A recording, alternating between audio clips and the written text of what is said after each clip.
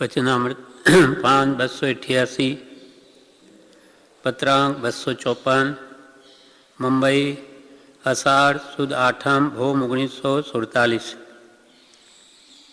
નિશંકતાથી નિર્ભયતા ઉત્પન્ન હોય છે અને તેથી નિસંગતા પ્રાપ્ત હોય છે. નિશંકતાથી નિર્ભયતા ઉત્પન્ન હોય છે અને તેથી નિસંગતા પ્રાપ્ત હોય છે. પ્રકૃતિના વિસ્તારથી જીવના કર્મ અનંત પ્રકારની વિચિત્રતાથી પ્રવર્તે છે અને તેથી દોષના પ્રકાર પણ અનંત ભાસે છે. પણ સર્વથી મોટો દોષ એ છે કે જેથી તીવ્ર મુમુક્ષુતા ઉત્પન્ન જ ન હોય અથવા મુમુક્ષુતા જ ઉત્પન્ન ન હોય. ઘણું કરીને મનુષ્ય આત્મા કોઈને કોઈ ધર્મમતમાં હોય છે અને તેથી તે ધર્મમત પ્રમાણે પ્રવર્તવાનું તે કરે છે, માને છે, પણ તેનું નામ મુમુક્ષુતા નથી. મુમુક્ષુતા તે છે કે સર્વ પ્રકારની મોહાશક્તિથી મૂંઝાઈ એક મોક્ષને વિશે જ યત્ન કરવો, અને તીવ્ર મુમુક્ષતા એ છે કે અનન્ય પ્રેમે મોક્ષના માર્ગમાં ક્ષણે ક્ષણે પ્રવર્તવું. તીવ્ર મુમુક્ષતા વિશે અત્રે જણાવવાનું નથી, પણ મુમુક્ષતા વિશે જણાવવું છે કે તે ઉત્પન્ન થવાનું લક્ષણ પોતાના દોષ જોવામાં અપક્ષપાત થાય છે અને તેને લીધે સ્વચ્છંદનો નાશ હોય છે. જેટલી સત્પુરુષમાં નિશંકતા આવશે, એટલે કે શ્રદ્ધા આવશે, તેટલો તેનો ઉપદેશ પરિણમશે અને આત્મામાંથી મરણ ભય, આલોક ભય, પરલોક ભય બધા મટી જશે અને કાળે કરીને આગળ વધતા સર્વારંભ પરિગ્રહ પ્રત્યેથી આસક્તિ પણ તૂટી જઈ જ્ઞાની પુરુષના બોધને અનુસારે પોતાના ભાવ ભરતા પછી એ અસંગતા પણ પામશે, નિસંગ પણ થઈ જાય, સંગ વગરનો. નિસંગતા આદિ નિર્ભયતા ઉત્પન્ન હોય છે અને તેથી નિસંગતા પ્રાપ્ત હોય છે. પ્રકૃતિના વિસ્તારથી જીવના કર્મ 8 કર્મની પ્રકૃતિ છે અને એમાં અનંત કર્મો જ્ઞાની પુરુષોએ સમાવ્યા છે. એટલે પ્રકૃતિના વિસ્તારથી, એટલે જ્ઞાનાવણ્યાદિ 8 કર્મની પ્રકૃતિનો ખૂબ વિસ્તાર કરવામાં આવે તો એના અનંત પ્રકાર થાય. કેમ કે કર્મ અનંત પ્રકારના છે, તેમાં મુખ્ય 8 છે. 8માં અનંત કર્મો સમાઈ ગયા. એમ કર્મ પ્રકારના, તેથી એના ચમત્કાર પણ વિચિત્ર, દરેક જીવમાં જુદું જુદું દેખાય. કર્મની પ્રકૃતિના વિસ્તારથી જીવના કર્મ અનંત પ્રકારની વિચિત્રતાથી પ્રવર્તે છે અને તેથી દોષના પ્રકાર પણ અનંત ભાસે છે. બધામાં જુદા જુદા દોષો દેખાય.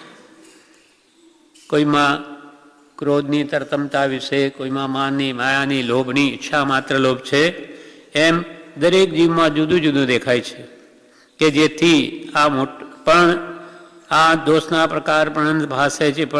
પણ સર્વથી મોટો દોષ એ છે કે જેથી તીવ્ર મુમુક્ષુતા ઉત્પન્ન જ ન હોય અથવા મુમુક્ષુતા જ ઉત્પન્ન હોય. અનાદિકાળનું આ કર્મોના કારણે ગાઢ મિથ્યાત્વ ચાલ્યું આવે છે કે તેમાં તીવ્ર મુમુક્ષુતા તો શું, મુમુક્ષુતા પણ ઉત્પન્ન નથી થઈ. કેમ કે એને સંસાર દુઃખરૂપ ભાસતો જ નથી, એને તો ઉડતું સુખરૂપ ભાસે છે.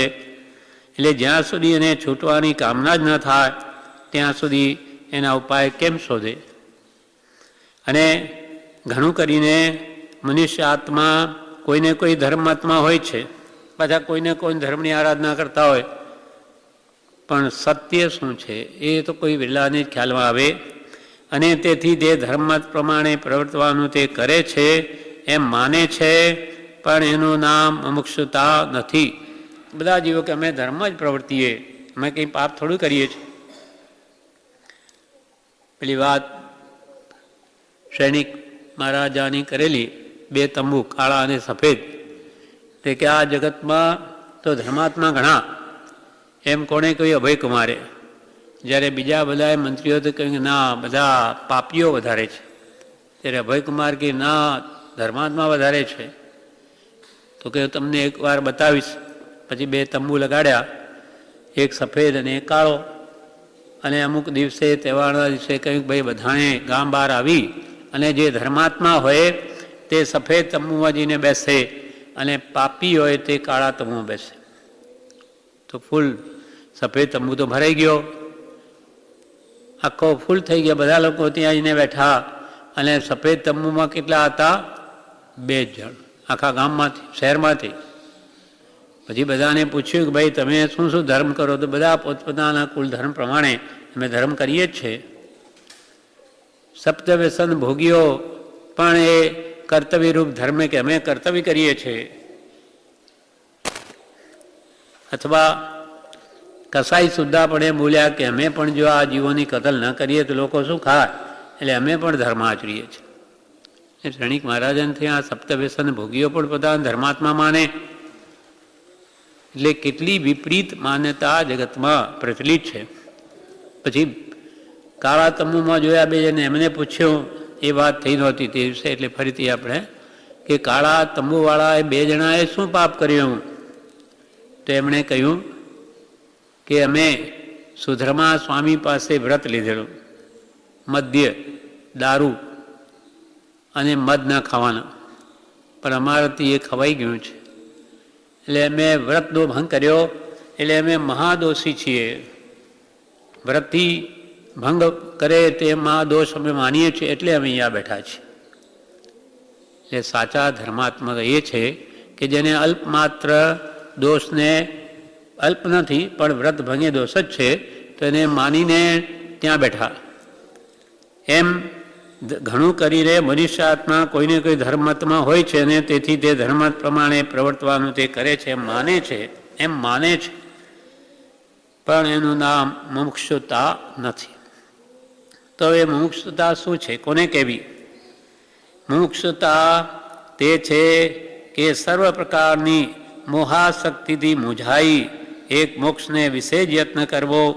અને તીવ્ર મુમુક્ષતા એ છે કે અનન્ય પ્રેમે મોક્ષના માર્ગમાં ક્ષણે ક્ષણે પ્રવર્તવું. મુમુક્ષુતા તે છે, કૃપાલુ કે છે કે સર્વ પ્રકારની મોહાશક્તિથી મૂંઝાઈ, મોહના નિમિત્તોમાં જેને મૂંઝવણ થાય અને નિરંતર મોક્ષને વિશે અને મોક્ષને વિશે પ્રયત્નશીલ હોય તેને મુમુક્ષુ કહ્યો છે. કૃપાલદેવે 954 પત્રમાં લખ્યું, આ પત્રમાં નહીં કાવ્યમાં, કે રોક્યા શબ્દાદિક વિષય સંયમ સાધન રા, જગત ઇષ્ટ નહીં આત્મથી મધ્યપાત્ર મહાભાગ્ય. આ મુમુક્ષુ જેને પોતાના પંચ વિષયોને, પોતપોતાના ઇન્દ્રિયોને પોતપોતાના વિષયમાં જતી જેણે રોકી છે. રોક્યા શબ્દાદિક વિષય સંયમ સાધન રાગ, સંયમ આરાધવામાં જેને રાગ છે, પ્રેમ છે. જગત ઇષ્ટની આત્મથી જેને જગત ઇષ્ટ નથી, વધારે પ્રિય નથી, મધ્યપાત્ર મહાભાગ્ય.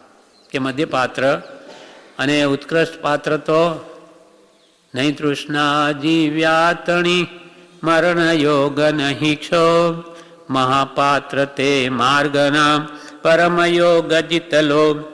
એ જ્ઞાની પુરુષ જેણે જીવવાની પણ કોઈ તૃષ્ણા નથી, ભલે લાખો વર્ષથી જીવું યા મૃત્યુ આજી આજ આવે, અથવા કોઈ કૈસા હી ભૈયા લાલચ દેને આવે, પણ જેને મરણનો ભય જ નથી. એવા આત્મજ્ઞાની પુરુષો તે તીવ્ર મુમુક્ષતા છે, જેનામાં તીવ્ર મુમુક્ષતા તો એ છે કે અનન્ય પ્રેમે મોક્ષના માર્ગમાં ક્ષણે ક્ષણે પ્રવર્તવું.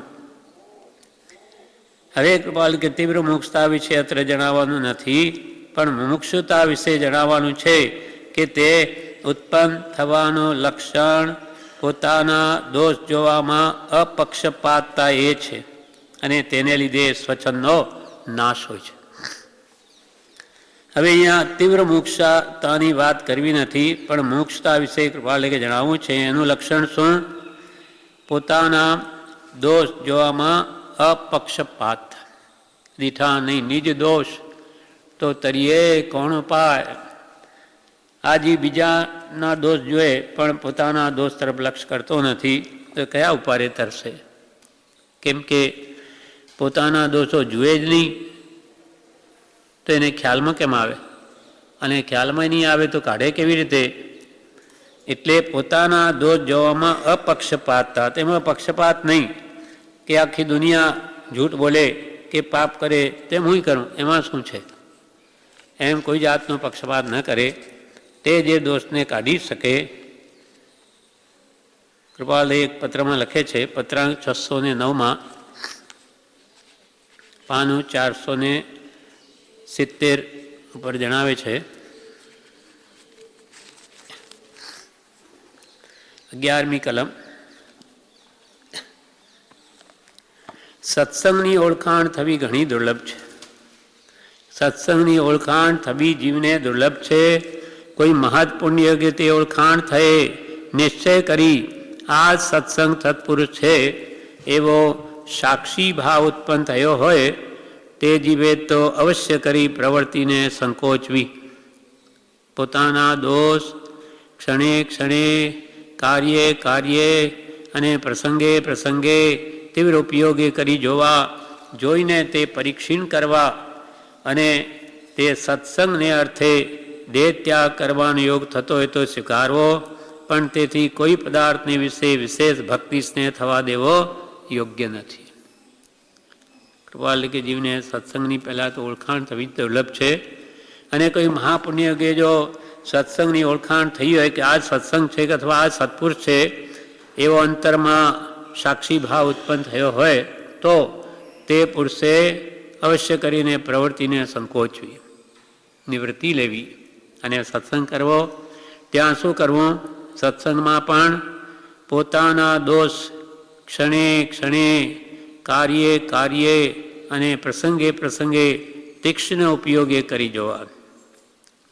પોતાના દોષ તરફ તીક્ષ્ણ ઉપયોગ રાખવો, લક્ષ્ય પોતાના ભાવ ઉપર રાખવો. મારા ભાવ કેવા રહે છે, ક્યાં મન જાય છે, શું કરે છે, એમ તીક્ષ્ણ ઉપયોગે પોતાના દોષ જોવા અને જે દોષો ખ્યાલમાં આવે તેને પરીક્ષણ કરવા. પરીક્ષણ એટલે ચારે બાજુ એ દોષોનો નાશ કરવો. અને તે સત્સંગને અર્થે દેહ ત્યાગ કરવાનો યોગ થતો હોય તો તે સ્વીકારવો. ભલે સત્સંગમાં દેહ ત્યાગ થઈ જાય તોય ભલે, પણ તેથી કોઈ પદાર્થને વિશે વિશેષ ભક્તિ સ્નેહ થવા દેવો યોગ્ય નથી. સત્સંગ સિવાય કોઈ બીજા પદાર્થમાં વિશેષ ભક્તિ સ્નેહ એટલે પ્રેમ થવા દેવો યોગ્ય નથી. માનો કે અહીંયા રહીએ કે ભાઈ અહીંયા ડાક્ટરની સગવડ નથી, અહીંયા ગરમી બહુ પડે એટલે આપણે બીજે જઈને ઘરે જઈને રહીએ.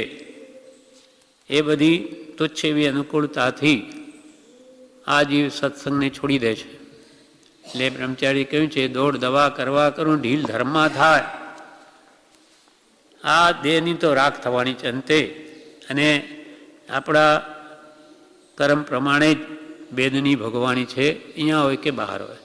ઠીક છે, દવા લેવો એક નિમિત્ત છે. દવા તો બાકી કંઈ દવા સારું જ કરે એવું કંઈ નથી. પણ અહીંયા આપણને જે ભાવોમાં બળ મળે સત્પુરુષના વચનોથી ભક્તિથી એ ત્યાં ક્યાં છે? ત્યાં તો જે કંઈ આત્મબળ હોય એ ઓછું થઈ જાય. હવે એક તો બીમારીથી દુઃખી હોઈએ ને ઉપરથી વળી કોઈ બળ આપનાર ન હોય, આત્મબળ અથવા સ્વાધ્યાય ભક્તિ બળે એટલે ત્યાં ઉડતી નિર્બળતા આવી જાય. એટલે કે સત્સંગમાં ભલે દેહ ત્યાગ કરવાનો યોગ થતો હોય તો સ્વીકારવો, પણ તેથી કોઈ પદાર્થને વિશે વિશેષ ભક્તિ સ્નેહ થવા દેવો યોગ્ય નથી. વિશેષ કંઈ પણ કોઈ પણ પદાર્થમાં કોઈ પણ કારણે સ્નેહ થવા દેવો યોગ્ય નથી. અને સત્સંગમાં પણ ક્ષણે ક્ષણે કાર્ય કાર્ય પ્રસંગે પ્રસંગે તીક્ષ્ણ ઉપયોગ રાખી અને પોતાના દોષ જોવા અને તેને પરીક્ષણ કરવા તો આત્મા નિર્મળ થાય. જેમ જેમ આ દોષોની મલિનતા ઘટશે તેમ તેમ આત્માની નિર્મળતા વધશે અને સમ્યક દર્શનને તે યોગ્ય થશે. એટલે તીવ્ર મુમુક્ષતા વિશે અત્ર જણાવવું નથી, પણ મુમુક્ષતા વિશે જણાવવું છે કે તે મુમુક્ષતા ઉત્પન્ન થવાનું લક્ષણ, મુમુક્ષુતા ઉત્પન્ન થવાનું લક્ષણ પોતાના દોષ જોવામાં અપક્ષપાતતા છે. ફરી આ જ વાત કૃપાલે 454 પત્રમાં કહે છે, 376 જણાવે છે,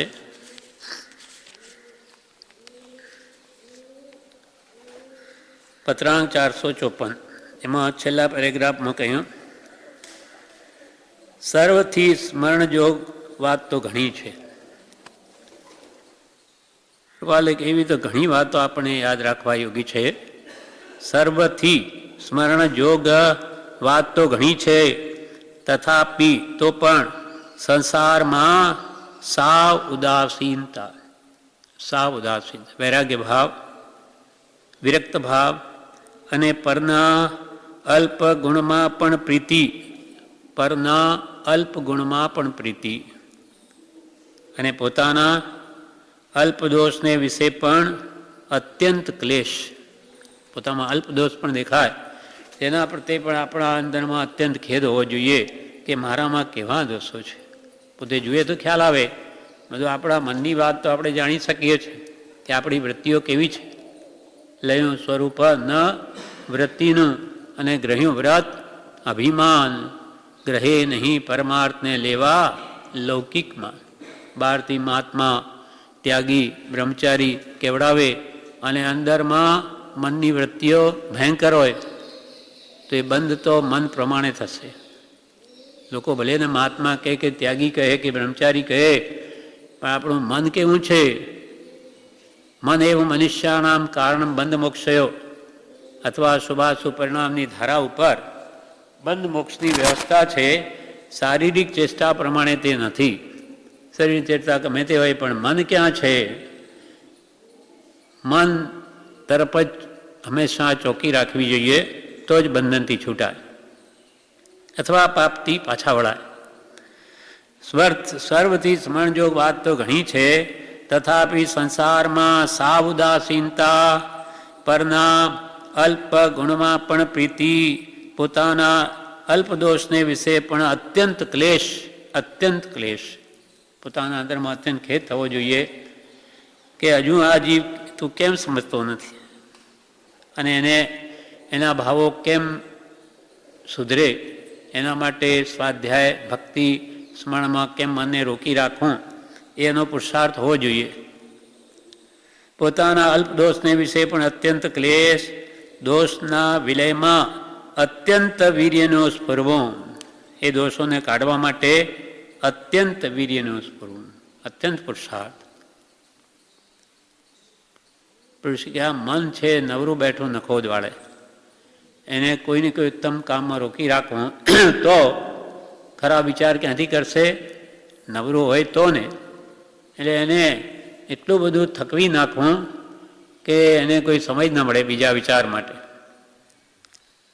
પોતાના અલ્પદોષને વિશે પણ અત્યંત ક્લેશ, દોષના વિલયમાં અત્યંત વીરનો સ્પર્વો, એ વાતો સત્સંગમાં અખંડ એક શરણાગતપણે ધ્યાનમાં રાખવા યોગ્ય છે.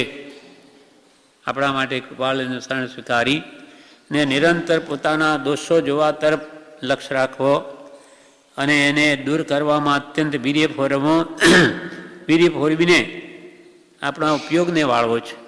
આ કંઈ એવું કોઈ વસ્તુ તો નથી કે એને પકડીને બહાર ફેંકી દેવાય, પણ આ મન એને કોઈને કોઈ ઉત્તમ કામમાં લગાડી રાખવું.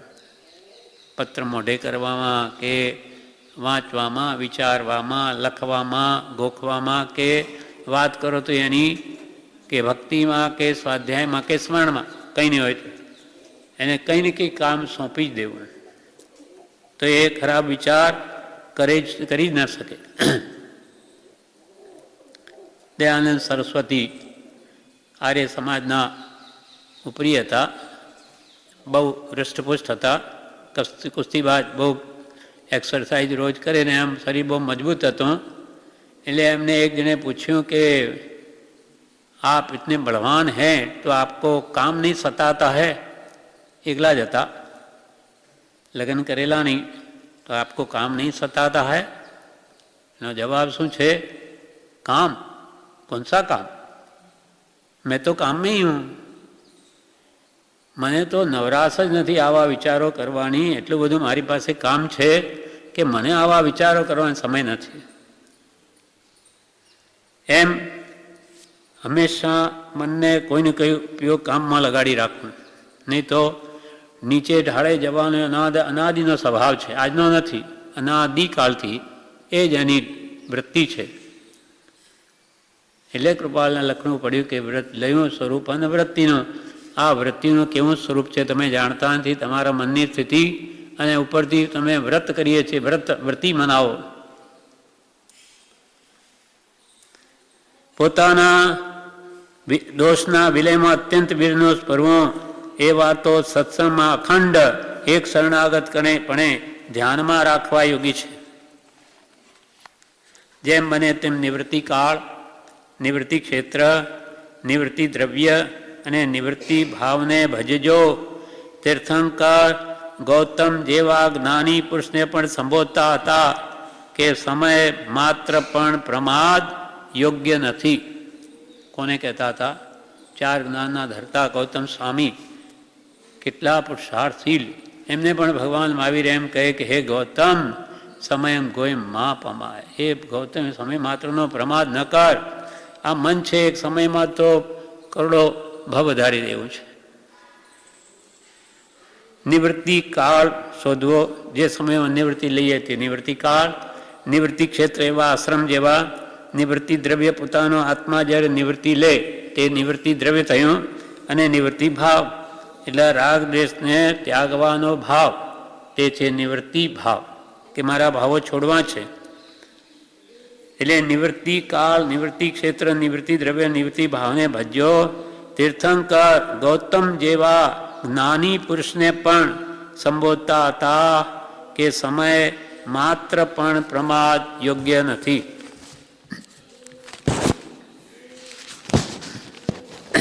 એમ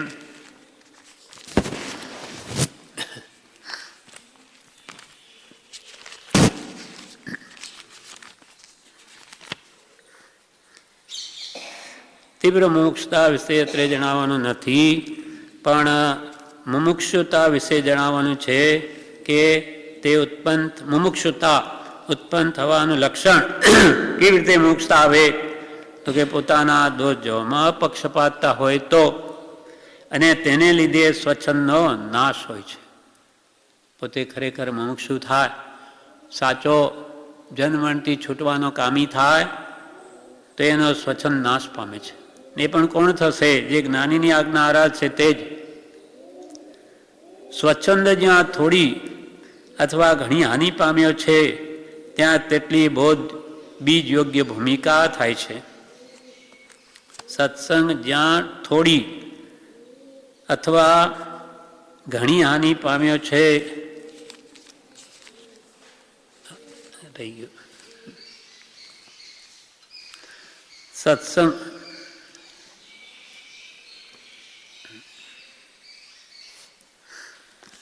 સત્સંગ જ્યાં થોડી અથવા ઘણી હાનિ પામ્યો છે ત્યાં તેટલી બોધ બીજ યોગ્ય ભૂમિકા થાય છે.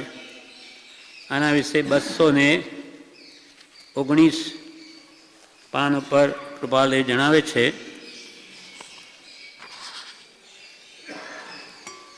પત્રાંક 121 આ સ્વચ્છંદ વિશે વાત કરી. ત્યાગવા યોગ્ય એવા સ્વચ્છંદાદિ કારણો, તેને વિશે તો જીવ રુચિપૂર્વક પ્રવર્તી રહ્યા છે.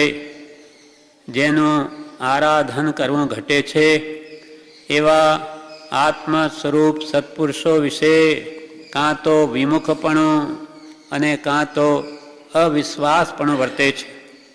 અને તેવા અસત્સંગીઓના સહવાસમાં કોઈ મુમુક્ષુઓને પણ રહ્યા કરવું પડે છે.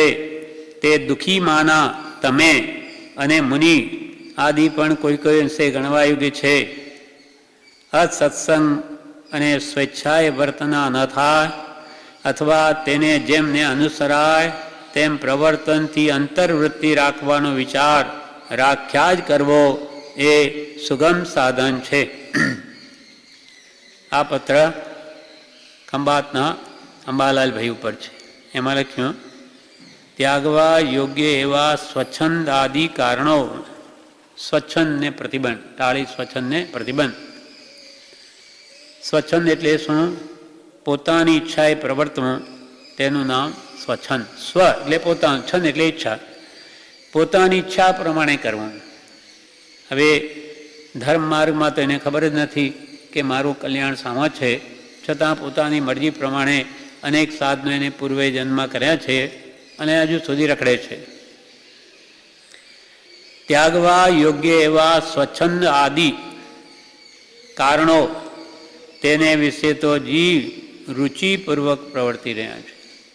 તેમાં તો આ જીવો આ કાળના ખૂબ રુચિપૂર્વક પ્રવર્તે છે. એટલે આજ્ઞા પ્રત્યે ભગવંતનું શું કહેવું છે એ તરફ લક્ષ પણ નથી, જાણતા પણ નથી. કેમ કે ઉપદેશક પણ તે વારે તો શું કરે જીવ નવીન.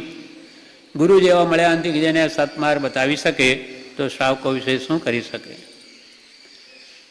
ત્યાગવાયુક્ત, કેમ કે રોકે જીવ સ્વચ્છંદ તો પામે અવશ્ય મોક્ષ પામે. મનન છે પૂર્વે ભાખ્યું જીન નિર્દોષ.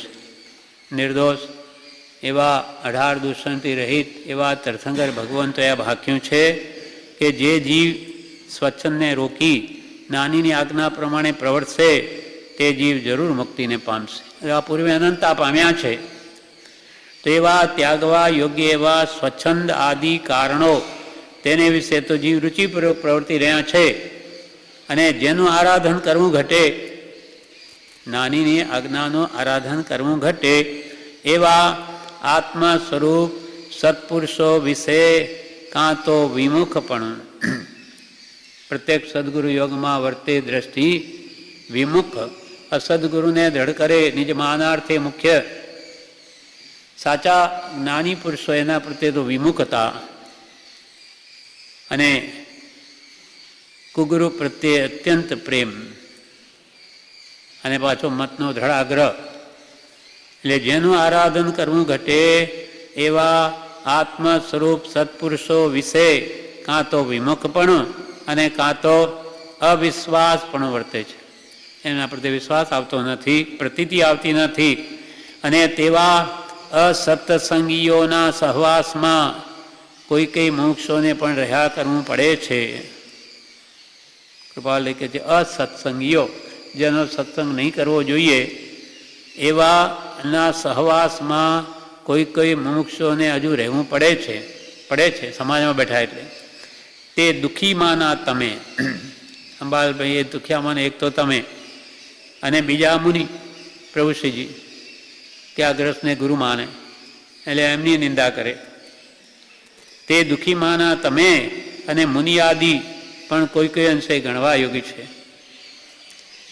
અસત્સંગને સ્વેચ્છાએ વર્તના ન થાય, એટલે કે આવા કુસંગથી જેમ બને તેમ દૂર રહેવાય અને સ્વેચ્છાએ વર્તના ન થાય, નાનીની આજ્ઞા પ્રમાણે જ વર્તન થાય, અથવા તેને જેમ ન અનુસરાય એ કુસંગને ન અનુસરાય તેમ પ્રવર્તનથી અંતર્વૃત્તિ રાખવાનો વિચાર રાખ્યા જ કરવો એ સુગમ સાધન છે.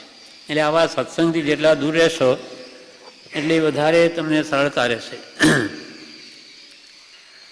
તો મુમુક્ષુતા પ્રગટશે. સ્વચ્છંદ જ્યાં થોડી અથવા ઘણી હાનિ પામ્યો છે ત્યાં તેટલી બોધ બીજ યોગ્ય ભૂમિકા થાય છે. બોધ એટલે સમ્યક દર્શન, બોધ બીજ એ સંકિત પ્રાપ્ત થવાની યોગ્ય ભૂમિકા બને છે. ત્યારે સ્વચ્છંદ રોકે ત્યારે નાનીની આજ્ઞામાં આવ્યો તો કાળે કરીને સમ્યક્ત્વ પામવાને તે યોગ્ય થશે. સ્વચ્છંદ જ્યાં થોડી અથવા ઘણી હાનિ પામ્યો છે ત્યાં તેટલી બોધ બીજ યોગ્ય ભૂમિકા થાય છે. અને સ્વચ્છંદ જ્યાં પ્રાય દબાયો છે ત્યાં પછી મોક્ષ પ્રાપ્તિને રોકનારા 3 કારણો મુખ્ય કરીને હોય છે એમ અમે જાણીએ છીએ. સ્વચ્છંદ મોટે ભાગે દબાઈ ગયો, નાનીની આજ્ઞામાં આવી ગયો, છતાં મોક્ષ માર્ગ પ્રાપ્તિને રોકનારા 3 કારણો તેને પણ મુખ્ય કરીને આડા આવે છે. મોક્ષ પ્રાપ્તિ, મુક્તિ મેળવવામાં સ્વચ્છંદ રોકાઈ ગયો, જ્ઞાનીની આગમાં પ્રવર્તવાની ભાવના થઈ ગઈ, આજ્ઞા આરાધે છે, છતાં આ 3 કારણો એને નડે છે. એ કયા કયા બતાવે છે? 3 કારણો મુખ્ય કરીને હોય છે એમ અમે જાણીએ છીએ. હવે 3 કારણો કે છે. આ લોકની અલ્પ પણ સુખેચ્છા, બીજું પરમ દૈન્યતાની ઓછાઈ અને પદાર્થનો અનિર્ણય. આ 3 કારણો. એક તો ભલે મુમુક્ષુ થયો હોય, જ્ઞાનીની આજ્ઞા આરાધતો હોય, છતાં ઊંડે ઊંડે એને સાંસારિક સુખની જ ઈચ્છા હોય છે. જેમ કે આપણે છીએ, આપણે આત્માનું સુખ તો જાણ્યું નથી કેવું હોય, એટલે બાહ્ય શાતા અને અંદરમાં ઈચ્છા રહ્યા કરે. બહારની સુખ સમૃદ્ધિ બધી ઠીક રહે, એટલે એને અલ્પ પણ સુખેચ્છા ઇન્દ્રિય સુખની જ રહે છે. આ લોકની અલ્પ પણ સુખેચ્છા અને પરમ દૈન્યતાની ઓછાઈ, એટલે પરમ વિનયની ઓછાઈ, પરમ દીનતા, એટલે પાણીથી પણ પાતળા થવાનું કહે છે. હું કંઈ ન જાણું, હું તો સત્પુરુષનો દીન દાસ છું, એવી જે પરમ વિનયતા જોઈએ એ પણ આવી મુશ્કેલ છે. અથવા પરમ દૈન્યત્વ એટલે સત્પુરુષમાં પરમેશ્વર બુદ્ધિ અને હું એનો દીન અજ્ઞાની બાળ છું, દાસ છું, એવી અંતરથી સાચી ભાવના પ્રગટવી ખૂબ મુશ્કેલ છે. સત્પુરુષ પ્રત્યે પરમેશ્વર બુદ્ધિ આવી અતિ દુર્લભ છે. અને પદાર્થનો નિર્ણય, પદાર્થ એટલે વસ્તુ, આત્મવસ્તુ, એનો આપણને અનિર્ણય છે. આત્મ સ્વરૂપનો નિર્ણય નથી. હું તો દેહ છું, આત્મા છે એ હજી બેસતી નથી જોઈએ એવી વાત નાના કહેવાથી કહીએ છીએ, પણ એને તો મારા આપણો આ દેહમાં જ છે. અહમ ભાવ ને મમત ભાવ છૂટતા જ નથી. કેમ કે પદાર્થનો નિર્ણય નથી કે આ દેહ તે મારો નથી.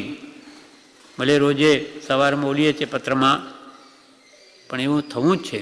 થયા નથી કે હું દેહાદિ સ્વરૂપ નથી, દેહ શ્રી પુત્રાદિ કોઈ પણ મારા નથી.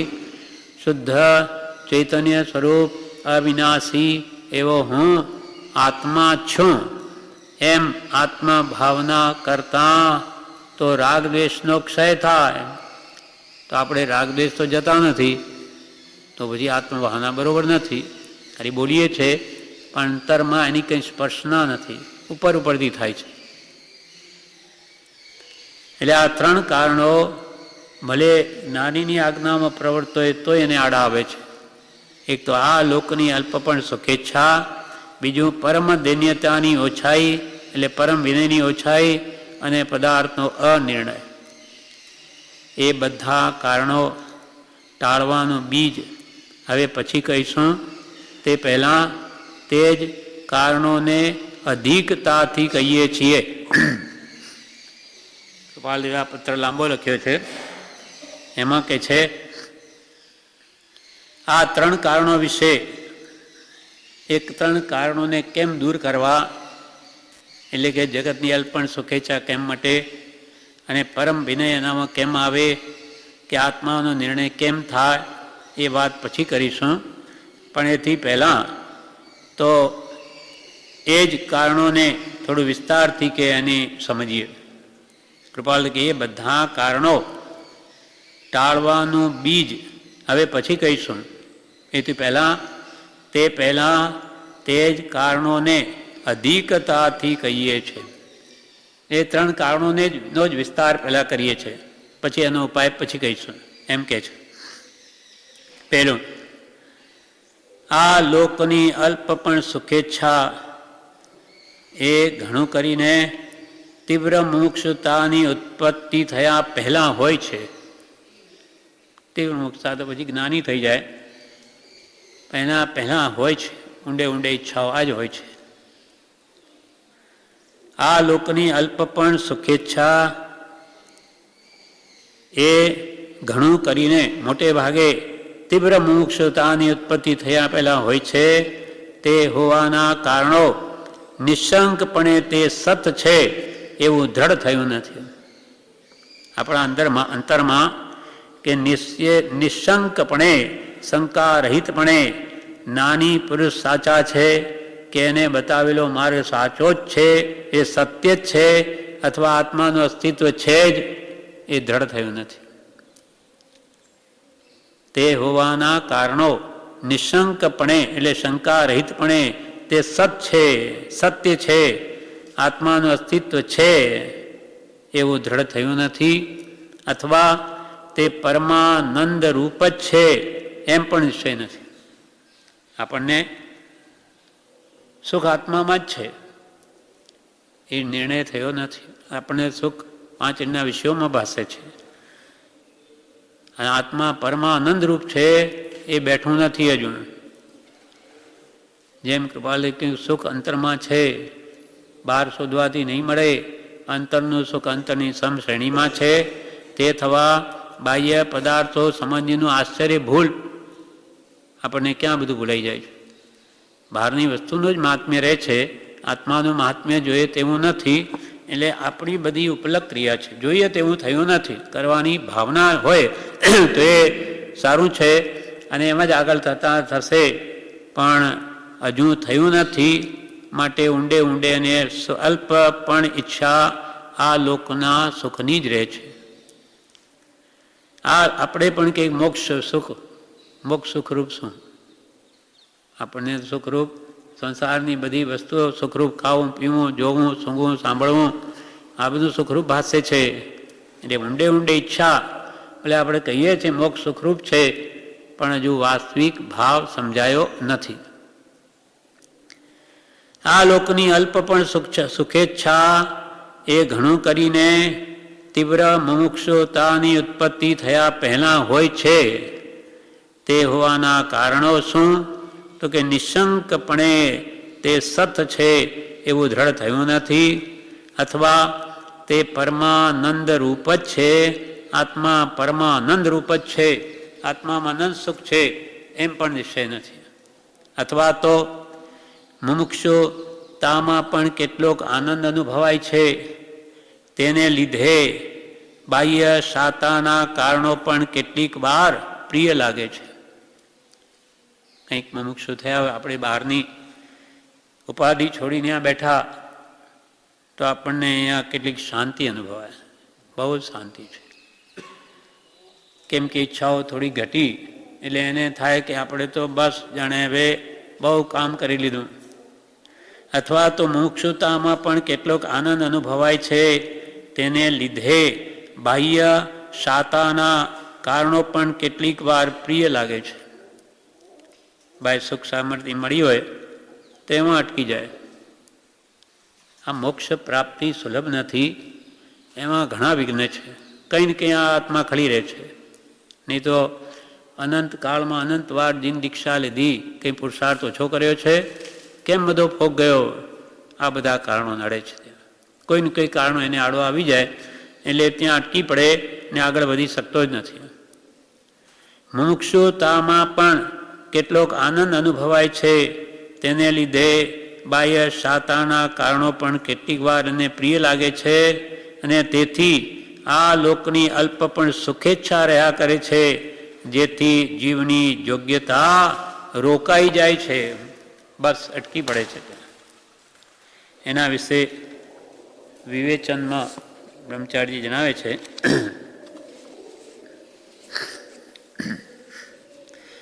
વિવેચન વચનામૃત વિવેચન પાનું 61 એમાં કહ્યું, જેને સ્વચ્છંદ નથી કરવો પણ પોતાના દોષ ટાળવા જે જ્ઞાનીની આજ્ઞાએ વર્તે છે, એવા મુમુક્ષુને પણ આગળ ચાલવામાં 3 કારણો રોકે છે, આડા આવે છે. મુમુક્ષુને પણ આગળ વધવામાં. પહેલું, સંસારથી કંટાળ્યો હોય, સાધુ થયો હોય કે મુમુક્ષુ થયો હોય તો પણ સંસારના સુખની અલ્પ પણ ઈચ્છા રહ્યા કરે છે. આ જ્ઞાનીની વાત છે. નાની જ્ઞાન થઈ ઈચ્છાઓ મટી જાય સંસારની, સંસારથી કંટાળ્યો હોય, ભલે સાધુ થયો હોય કે મુમુક્ષુ થયો હોય તો પણ એને સંસારના સુખની અલ્પ પણ ઈચ્છા રહ્યા કરે છે, પહેલું કારણ. બીજું, સત્પુરુષ પ્રત્યે પરમેશ્વર બુદ્ધિ આવી બહુ મુશ્કેલ છે, એ આવે તો એની આજ્ઞા આરાધનો થઈ જાય. સત્પુરુષ પ્રત્યે પરમેશ્વર બુદ્ધિ આવી બહુ મુશ્કેલ છે. અને ત્રીજું, પદાર્થનો અનિર્ણય. એટલે સત્પુરુષ અને આત્મા પરમાત્મામાં અંતર જ નથી, સ્વરૂપ અપેક્ષા એ ત્રણેય એક છે. જેમ કે નવકારમય નમો હરિહંતાણ નમો સિદ્ધાણ નમો આર્યાણમ પણ તેમજ મૂક્યા આચાર્ય ઉપાધ્યાય સાધુ નહીં, કેમ કે પાંચે પરમેશથી પોતાના સહજાત્મ સ્વરૂપને પામેલા પુરુષો છે. એટલે સમ્યક દર્શન થયું ત્યારથી જે જીનની કોટીમાં આવી જાય છે. સમ્યક દ્રષ્ટિ જીન, દેશવીરતી જીન, સર્વવીરતી જીન અને જીનેશ્વર. એટલે સ્વરૂપ પ્રાપ્તિ એ મહાન છે. એટલે એ જેને પ્રાપ્ત થઈ હોય એવા સત્પુરુષ પ્રત્યે પરમેશ્વર બુદ્ધિ આવી અતિ મુશ્કેલ છે, તો એની આજ્ઞા આરાધન થાય, આરાધન કરવાનો ભાવ ઉપજે. અને ત્રીજું છે પદાર્થનો અનિર્ણય. એ દોષો વિશે કહી પછી તે ટાળવાનો ઉપાય કહેશે. હવે પહેલું, આ લોકની અલ્પ પણ સુખેચ્છા. જ્યાં સુધી આ લોકની અલ્પ પણ સુખેચ્છા હોય ત્યાં સુધી તીવ્ર મોક્ષતા ઉત્પન્ન ન થાય. બધું જે કરે તે બીજામાં ઢોળી નાખે.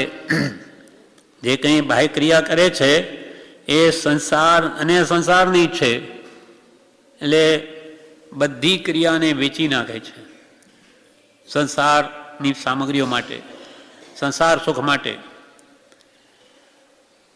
જ્યાં સુધી આ લોકની અલ્પણ સુખી જાય ત્યાં સુધી તીવ્ર મોક્ષતા ઉત્પન્ન ન થાય. બધું જે કંઈ કરે, જપ તપ ક્રિયા ભક્તિ સત્સંગ જે કંઈ પણ કરે તે બીજામાં ઢોળી નાખે. એટલે કે સંસારને જ ઈચ્છે બધું કરીને ઊંડે ઊંડે. આત્મા એ સાચી વસ્તુ છે એવું એને દ્રઢ થયું નથી, તેથી નાશવંત વસ્તુની ઈચ્છા કરે છે.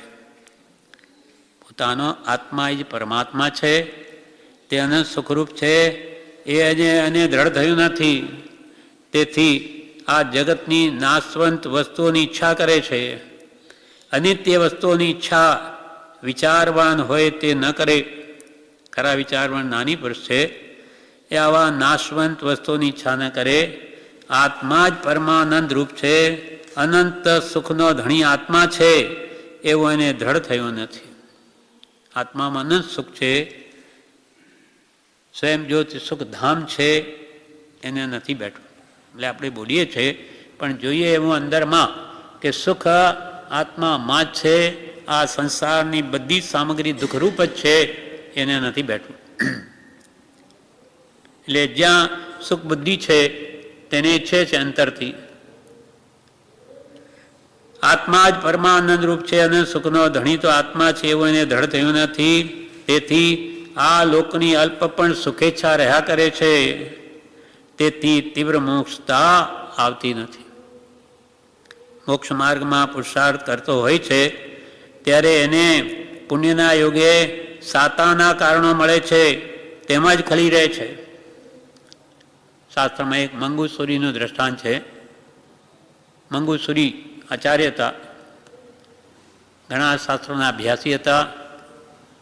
એ ઘણા જ્ઞાનને લીધે રાજા બોલાવે રાજ્ય દરબારમાં. તો એ માન આપે, ખાનપાન બધું બધા મુમુક્ષો ખૂબ સારું એવું આપે, ગરિષ્ઠ ભોજન આપે. એટલે ભાઈ ખાઈ પીને સૂઈ રહે. બહુ માદક પદાર્થો ખાય એટલે ભાઈ સુવાનું મન થાય. આમ જીભનો સ્વાદ એટલો પડી ગયો કે રોજે રોજે એવું ખાવાનું લાવે ને બસ નિદ્રાથી જ એને ઘેરાઈ ગયા.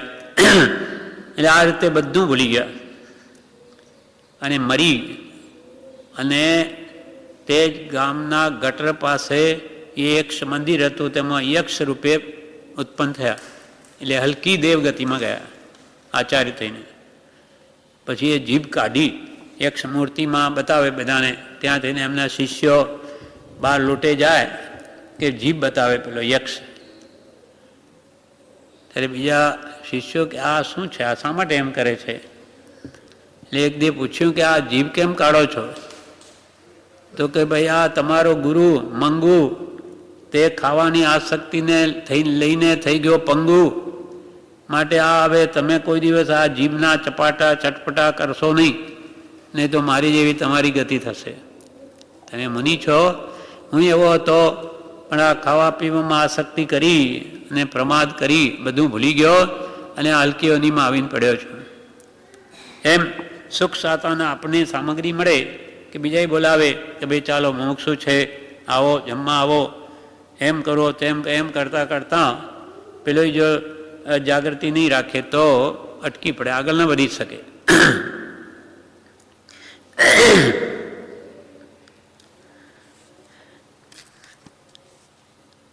તે મોક્ષ માર્ગમાં પુરુષાર્થ કરતો હોય છે ત્યારે એને પુણ્યના યોગે મુમુક્ષુને સાતાના કારણો મળે છે, તેમજ ખલી રહે છે. દેહ અને આત્મા જુદા છે એમ તો હજુ થયું નથી, મુમુક્ષુને ભેદ તો પડ્યો નથી. એટલે પોતાને ભલે કે હું આત્મા છું, પણ માને તો દેહને જ પોતાનો. દેહને આત્મા જુદા છે એમ થયું નથી, ભ્રાંતિ છૂટી નથી. તેથી બહારની વસ્તુઓની ઈચ્છા કરે છે, બહારની ઈચ્છા કરે છે. એમ એટલો ક્ષોભસમ રત્નાકર સુરી તરી ગયા, કેટલા મોટા આચાર્ય હતા, એને પણ એવી રીતે રાજા પાલખી મોકલે એમાં જતા થયા. પછી એમના આ શાસ્ત્ર જ્ઞાનથી હીરા માણેક મોતી આપે એ લેતા થઈ ગયા. ધીમે ધીમે માણસ કેવો શિથિલાચારી થઈ જાય એને ખબર ન પડે. એમ કરતાં કરતાં પતન થાય છે. પણ તે એક શાવક એમને ઠેકાણે લાવે છે, પણ આમ અનુકૂળતાઓ મળે એટલે ધીમે ધીમે એનું પતન થતાં વાર ન લાગે. કેમ કે અનાદિનો એવું ગમે તો છે જ આ વસ્તુઓ. એટલે બહારની વસ્તુઓની ઈચ્છા કરે છે. બહારની વસ્તુઓ છે તે બધા પ્રતિબંધ છે. પછી જ્યારે એમને ભાન આવે છે ત્યારે તો એ રત્નાકર 25 લખે છે, પોતાના દોષો ગાવે છે કે મેં ભોગ સારા ચિંતવ્યા પણ રોગ સમચિંત્યા નહીં. આગમન ઈચ્છ્યો ધન તણો પણ મરણને પ્રીછ્યો નહીં. નહીં નર્ક કારાગ્રહ સમી છે નારી, નહીં ચિંતવ્યું મેં નર્ક કારાગ્રહ સમી છે નારીઓ. મધુબિંદુની આશા મહી ભય માત્ર હું ભૂલી ગયો. મધુબિંદુની આશા મહી ભય માત્ર હું ભૂલી ગયો. નહીં ચિંતવ્યું મેં નર્ક કારાગ્રહ સમી છે નારીઓ, એ મોહના નિમિત્ત છે મારા માટે. અને મધુબિંદુની આશામયો સંસારનો ભય ભૂલી ગયો, 4 ગતિનો. ધન આપવા આવવા લાગ્યું, સારું લાગ્યું, પણ મને મરણ આવવાનું છે એની તો કોઈ દિવસ પૂછપરછા કરી નહીં. આ ભેગું કર કરું અને મરવાનું છે, આ શું કરી ભેગું કરીને, એ તો કોઈ દિવસ કે મને વિચારે નહીં આવ્યો. અને ભોગો સારા ચિંતવ્યા પણ ભોગોનું ફળ રોગ છે, ભોગે રોગ ભયમ, એનો પણ મને વિચાર નહીં આવે. એમ બાહ્ય સાતાના કારણો મુમુક્ષુને પણ મળે ત્યારે અટકી પડે છે, આગળ વધી શકતો નથી. ખરું સુખ તો આત્મામાં છે એ એને હજુ દ્રઢ થયું નથી. પ્રતિબંધ ઓછા થાય તો આત્મામાં વર્તી જાય. મૂળ જે આત્માનો લક્ષ થવો જોઈએ તે થયો નથી. બાહ્ય સાતાના કંઈ કારણો મળે તેમાં જીવની વૃત્તિ રોકાઈ જાય છે. પરમાર્થ માટે ઉઠ્યો હોય તો પણ બહારની વસ્તુઓમાં વૃત્તિ રહે છે. ઉઠ્યો છે ધર્માર્ધન કરવા, પણ ત્યાંય કોઈ લોકો વસ્તુ લાવીને આપે તો રાજી થાય. પરમાર્થ માટે ઉઠ્યો હોય તો પણ બહારની વસ્તુમાં વૃત્તિ રહે છે. સાધુ થયો હોય તો પણ ધનવાન મોટા હોય તેઓને આવો બેસો એમ કહે, કારણ કે એનું મહાત્મ્ય ગયું નથી. ભલે બધું છોડીને પોતે સાધુ થયો હોય, પણ ધનવાન લોકો આવે પૈસાવાળા કે મોટા હોય તેમને સાધુ થઈને કે આવો બેસો, આગળ બેસો, કારણ કે એ પૈસાનું મહાત્મ્ય એના અંતરમાંથી ગયું નથી. એટલે એ જેની પાસે છે એને મોટા ગણે એના મનથી. સાધુ થયો હોય પણ ધનવાન મોટા હોય તેઓને આવો બેસો એમ કહે, કારણ કે એનું મહાત્મ્ય જો હૃદયમાંથી ગયું નથી. એકાંત સુખી મુનિ વિતરાગ છે, એ સુખ ક્યારે મળશે એવું એને થયું નથી. મુનિઓ એકાંત સુખી છે. વિતરાગી આત્માની મુનિની વાત છે. ખરા સુખી તો મુનિ વિતરાગ જ છે. મુનિ એકો પરમ સુખી વિતરાગી. એકાંત સુખી મુનિ વિતરાગ છે, એ સુખ મને ક્યારે મળશે એને એવું એને થયું નથી. મુમુક્ષુ થયો તેથી બીજાના કરતાં કંઈક જુદો પડ્યો, તેથી લોકો વખાણે જમવા બોલાવે તો એમાં જ પાછો ખળી જાય. મુમુક્ષુ તાય ખોઈ બેસે, ભાઈ આ તો મુમુક્ષુ છે એટલે બીજા કરતાં જુદો પડ્યો એટલે લોકો એને વખાણે બોલાવે, જમવા પણ બોલાવે તો એમાં જ પાછો કે જે ખળી જાય, એમાં જ અટકી જાય. મુમુક્ષુતાની જ ખોઈ બેસે. ઠગારું પાટણ છે. ઠગારું પાટણ એટલે બધા ગામમાં બધા ઠગ. એક એના પર દ્રષ્ટાંત છે. એક રત્નવાણીઓ પોતે બહાર કમાવા ગયો, કમાવી જે મૂડી ભેગી કરી એ બધું આપીને એને 3 રત્ન ખરીદ્યા કિંમતી. હવે એને ઘરે આવવું છે પણ વચમાં ઠગારું પાટણ આવે છે, ગામ આવે, ત્યાં બધા લૂંટી રહેશે એટલે એણે શું ઉપાય કર્યો, એક ઝાડના બખોળમાં એ 3 રત્રો સંતાડી દીધા અને પછી દિવસે ફાટા કપડાં ફાટેલા પહેરી અને પેલા પાટણ નગરમાંથી આમ ચાલતો ચાલતો બોલતો જાય કે રત્નવાણીઓ જાય છે, રત્નવાણીઓ જાય છે. ને બધા ઠગો ભેગા થયા કે કોણ છે રત્નવાણી, એની પાસે કંઈક છે. એ બધું જોયું, શોધ્યું, કંઈ હાથમાં આવ્યું નહીં. આમ રોજે આમ કર્યા કરે, રત્નવાણીઓ જાય છે, રત્નવાણીઓ જાય. પછી જ્યારે અઠવાડિયું કે 10 દિવસે લોકોમાં બરોબર વિશ્વાસ બેસી ગયો કે આ તો ગાંડો માણસ છે, એ તો બોલ બોલ કરે ખાલી, એ કંઈ છે ને એની પાસે. એટલે પછી પોતાના 3 રત્નો લઈ અને ત્યાંથી નીકળી ગયો.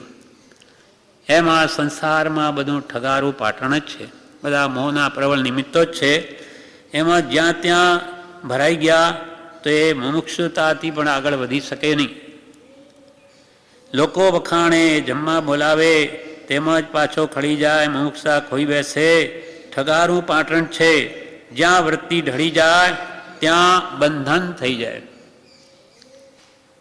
જ્યાં આપણી વૃત્તિ ઢળી ગઈ કે ત્યાં કર્મ બંધાઈ ગયા, ત્યાંથી પછી આગળ નહીં વધી શકે. આ પ્રમાણે આગળ બીજી 2 બાબતો છે. અલ્પણ સુખેચ્છા, પછી પરમ દૈન્યતાની ઓછાઈને પદાર્થનો નિર્ણય. એ વાતો આપણે આવતીકાલે વાંચી.